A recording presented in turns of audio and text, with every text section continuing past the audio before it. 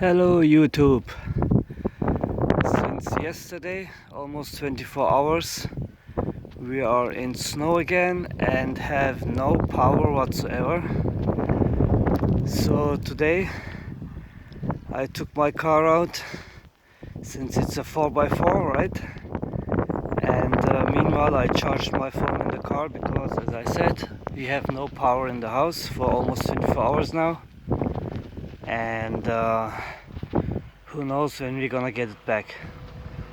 So by the time you see this video, I just paused the video. By the time you see this video, it will be a couple days later, and hopefully we will have electricity again. So this is it. Snow, snow, snow wherever you can see.